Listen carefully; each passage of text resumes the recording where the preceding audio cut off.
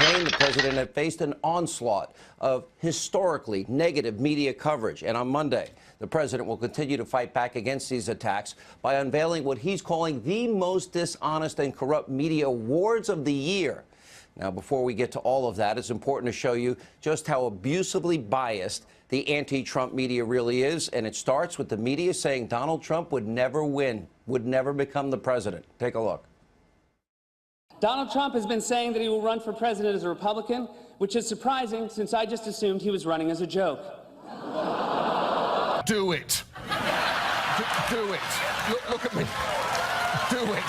I will personally write you a campaign check now on behalf of this country, which does not want you to be president, but which badly wants you to run. This man has got some momentum, and we better be ready for the fact that he might be leading the Republican ticket. Next, I know you don't believe that, but I want to go on to Matthew Dowd. Sorry to laugh. Which Republican candidate has the best chance of winning the general election? Of the declared ones right now, Donald Trump.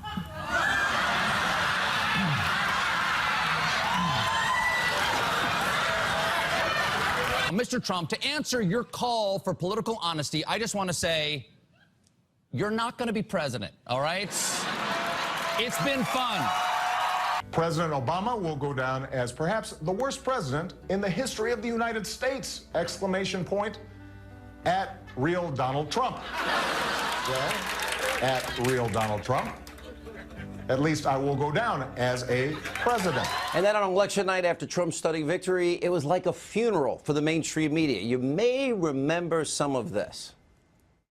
America is crying tonight. I'm not sure how much of America, but a very, very significant portion, and I mean literally crying. Yeah. This is a sadness.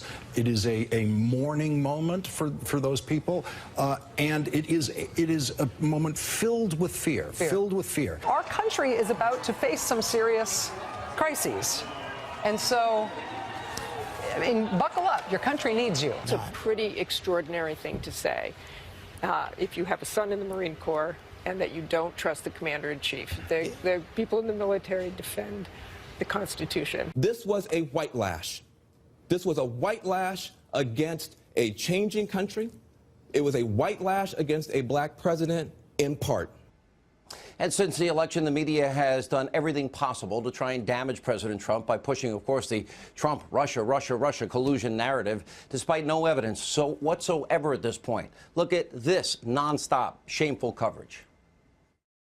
I think this is a potentially more dangerous situation than Watergate, and we're at a very dangerous moment.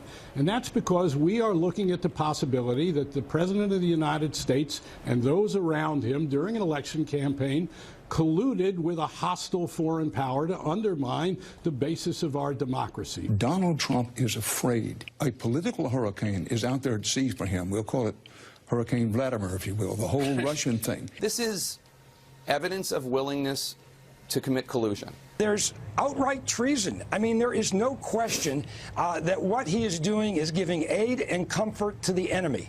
Specifically, Willie, I think what it means is that a federal judge found that people in Trump's organization were colluding with the Russians. But first, we want to start with This Week in Russiagate. It is as if there are no shoes on the Trump human centipede that are not about Russia. Russia, Russia, Russia.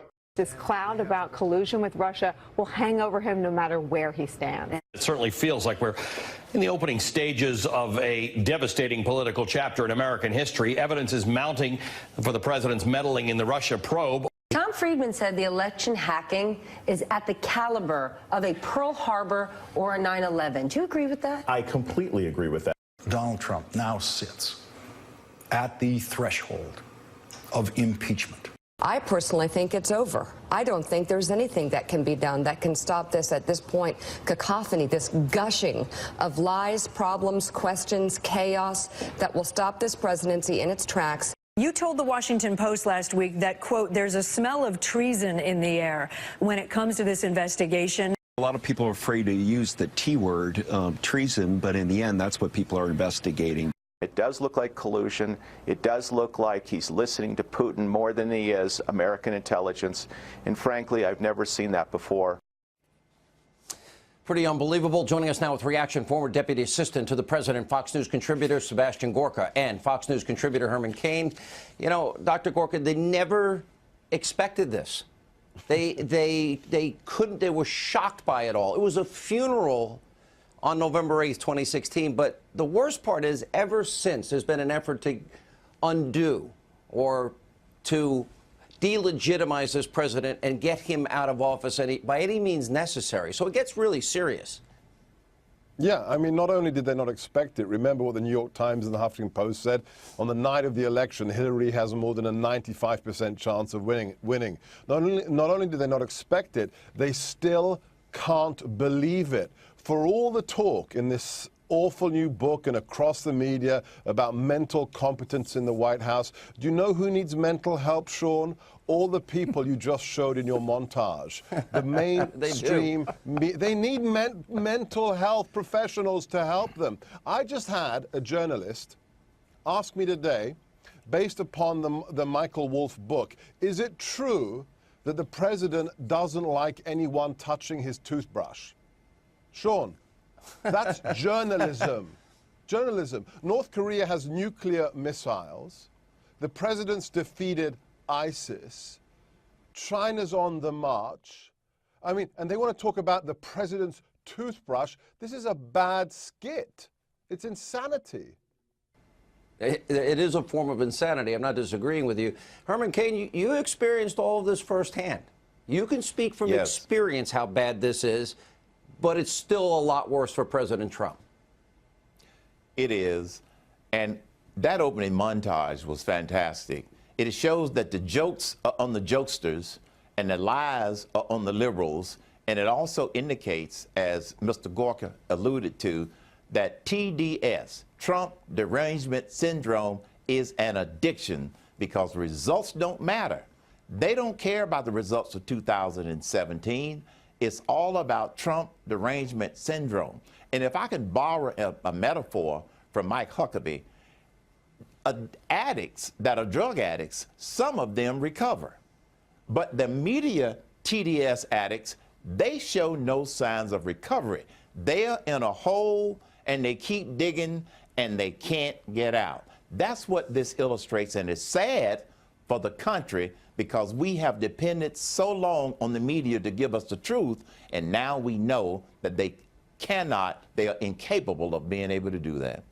You know, Dr. Gorka, as you look at, then the year of really trying to get him out of office, that's what their goal has been. Yes. But if at a lower level it's to delegitimize, and the words, the adjectives that are used on an hourly basis on cable TV and in supposedly, hard news journalistic centers, ABC, CBS, NBC is the worst, and, Washington Post, New York Times, that they use to describe the president. Are they hurting the office? They're hurting the whole country, Sean. This is the duly elected president of the most powerful nation in the world, and they don't recognize that he is the president. They use the kinds of language we've never, ever seen before. Not with Nixon, not with Reagan. They are doing things that are utterly outrageous for a blogger to do on mainstream cable television. But, Sean, can I tell you the good news? The good news is very simple. Fox, you, your colleagues are crushing it with viewers like 3-4 million people a night. Anderson Cooper cracks open a bottle of champagne if 600,000 people watch him. They are becoming irrelevant. I'm an American citizen now, and I'm proud to be. And you know what defines us? Common sense. When you get out of the bubble, they couldn't care less about Michael Wolff. They couldn't care less about Don Lemon. They want to see their paycheck in February be bigger than it was in January. They want to see ISIS crushed. So the American people see through the lies, and they tune into your show, and that's great news. What do you make, Herman, of what I call this is the year of the boomerang? In other words, now we know that the Clinton Foundation is and has been for months investigated, which it should be. Now we know they've reopened an investigation into the email server scandal. Then we know that Comey and Peter Strzok literally rigged that investigation months before, writing an exoneration letter before an investigation.